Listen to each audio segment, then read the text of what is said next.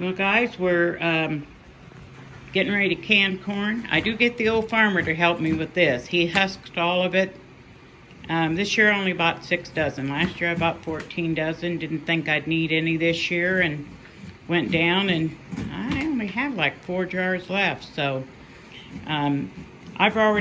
he husked it, of course, and then I've already washed it and took the silks out.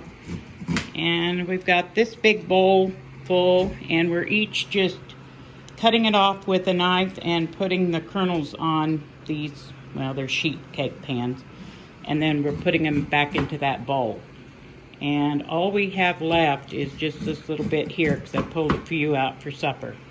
So let me get back to helping him. Although if I keep talking, he'll get done.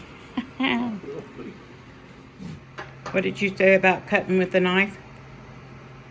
That it's quickest way to do it. Yeah, we have all the different tools that they recommend you buy, and we don't blanch it. It's just raw corn. Yeah, just raw corn right off the cob. All right, I'm going to help him dump it into a bowl. Okay, guys, I'm getting ready now to set. I've got everything almost set up to start canning the corn. I'm going to do raw pack, and back on the stove, I've got my double-decker all-American canner ready to go. I've got pint jars in the dishwasher. They're just finishing up, so they're on the hot heat. I've got a tea kettle over there with hot water, and back behind that in a pan I have my lids and the rubber gaskets because I'll be using mostly Tattler. And I had a subscriber recommend also getting your rings hot. He said that really also helped with sealing tattlers. So I'm going to throw in a bunch of the rings also and get them hot. I will be doing some flat metal lids because of corn that I'm going to gift.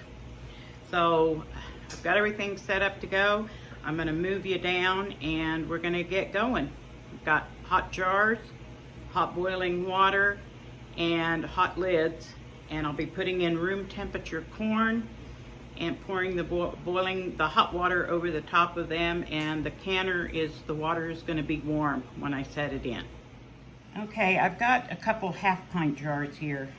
Wow, it's hot.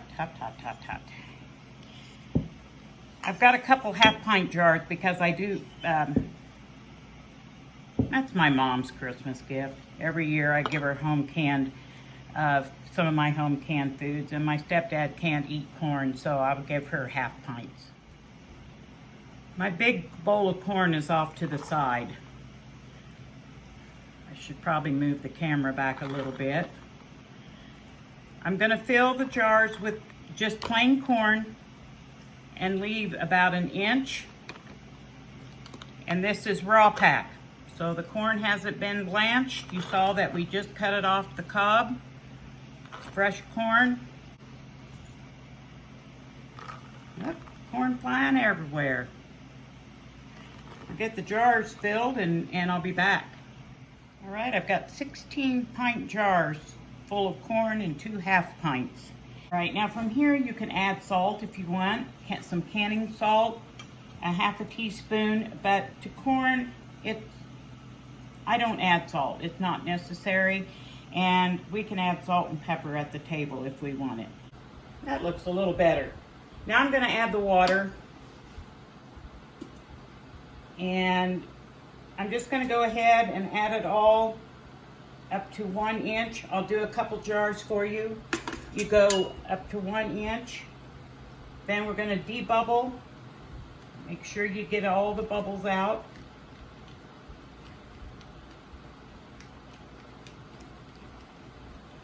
And your water level will probably go down. That's fine. That just shows you got all the bubbles out of there. And if necessary, add more water to bring it up to 1 inch headspace.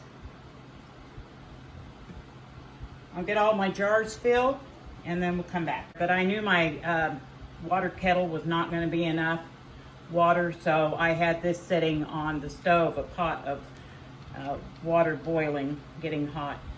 So now that I've got all the water in, I'm going to go around and debubble all my jars.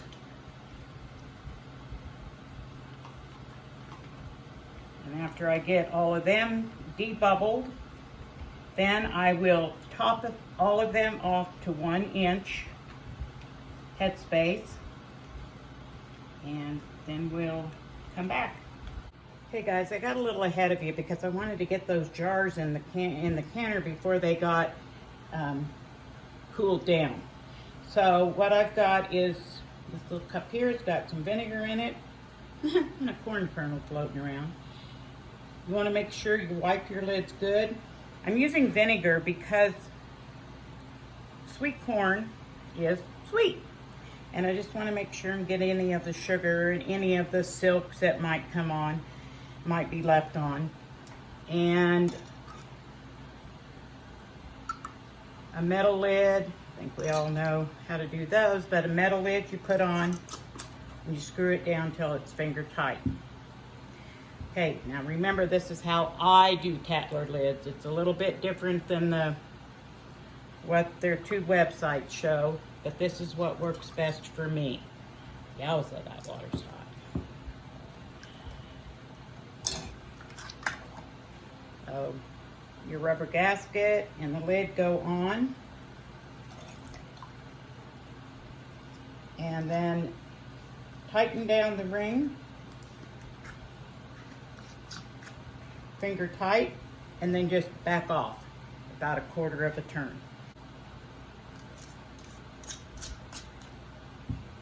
Tighten it down, back off. And that allows it to vent and for the air to escape. So my canner is full. I got all of those in there in my big All-American. I'm sorry, I don't remember numbers, but it's the one that you can stack 2 layers of pints or must be 8 or 9 pints each layer, because I've got all of these in here. So I'm gonna go ahead and get my canner going. Well, this isn't gonna surprise anybody. I forgot to hit the record button. I'm just talking away, but you've seen me put them in the canner before. So I've just got the lid tightened down, and I'm gonna wait for the vent to start steaming a steady steam. Here we go. A steady stream of steam, and I'll let that go for 10 minutes. All right, we got the canner going, and this is how much corn I ended up with. So a little over 8 cups, essentially 2 quarts of corn, which is perfect. I'll do another video and show you what I'm gonna do with it, because I'm gonna blanch and then freeze and dehydrate this corn. And I've also got another trick to show you on freezing corn that some of you may have never heard of, and honestly, it's the only way to freeze corn in my opinion.